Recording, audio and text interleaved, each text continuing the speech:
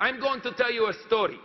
This is a true story that goes way back, many years ago. Jean-Claude was pretty new back then. I did not know a great deal. And when we were working, there was a very big, very massive man who was there. His name was Pierre. Pierre was the champion. He was the best. He would always cut down the most trees. For years, we were all very much in awe of him. He was my idol. I would chop down 17 trees in a day. Pierre would chop down 30 trees in a day. He was miraculous, incredible, so much better than anyone else. This went on for some time. Then one day, this little, how do you say, pipsqueak.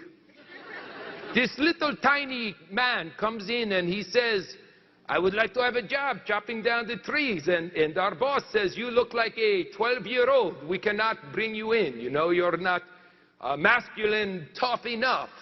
And he says, no, I'm a very good worker. You must hire me. And he says, no. And he sends him away. And we all laugh. Ha, ha, ha, ha. You know, this little pipsqueak thinks he can chop down the trees when it takes a man to do something like that. You know what I'm saying?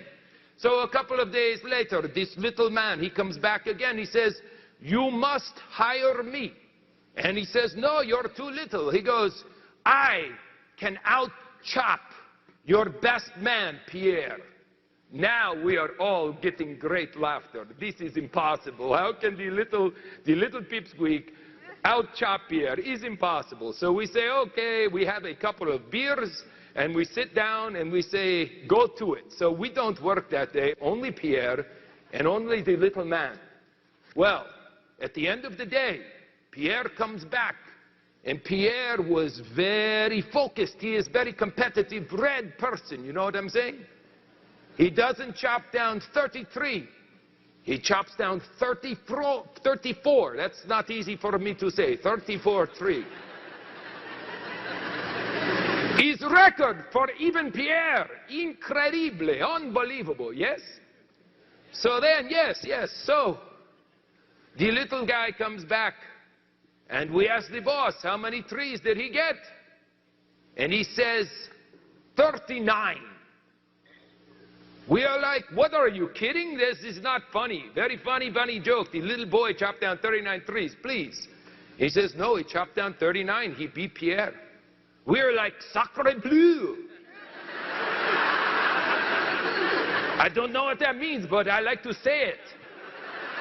Sacre bleu is impossible. So, the next day, of course, they hired him. Yes, you know, he out-chopped our best man. And the next day, we come to work again. This time, Pierre is very buffed up and he is ready to go. He goes out and chops down 43. Greatest deal ever. And the little pipsqueak, 42.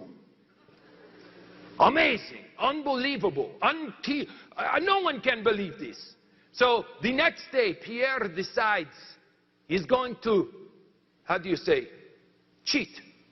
So instead of getting there at the normal time, Pierre comes in an hour early and starts chopping. And at the end of the day, with maximum effort, he gets 44 trees. The little pipsqueak comes in an hour late, leaves an hour early, and gets 49 trees. Pierre is drinking himself into a coma now.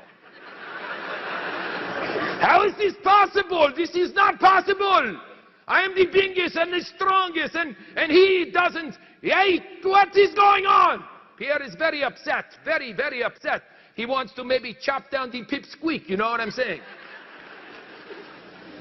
So the next day, he comes in 2 hours early, stays 2 hours late, chops down 51 trees, Pierre. When it's over, they have to put him in a bed with IV units, but he is going to win. The little pipsqueak comes in late again, chops down 54. He's unbelievable.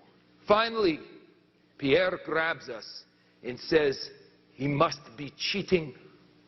There is something going on. He must be somehow having his friends come out of the woods and chop down trees with him. This is impossible. No one can beat me like this. So we all get together and we follow the pipsqueak to his house. And we figure out that his friends who are chopping down the extra trees are meeting him there and doing their planning. So we hide and we watch. And the pipsqueak goes home. He carries his axe with him, very much like a musician carries his guitar with him everywhere he goes. And he goes, boom. And instead of going to his friends who are chopping down trees, instead, he goes to something that we have never really put a lot of energy into.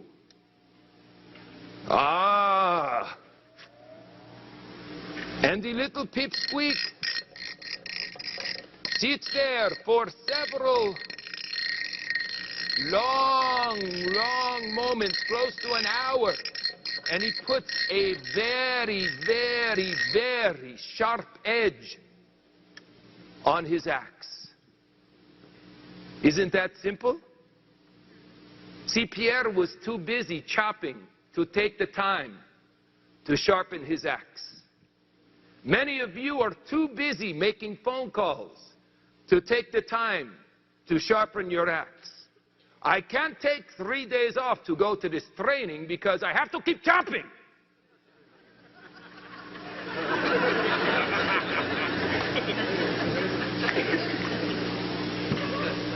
Abraham Lincoln, he was big deal here, yes? He has very famous quote. Many of you misquote it, so I'll get it straight for you. Abraham Lincoln says, if you give me 6 hours to chop down the tree, I spend 4 hours sharpening the axe. 6 hours to chop, I spend 4 hours doing the sharpening. Most of you spend 6 hours doing the chopping. No.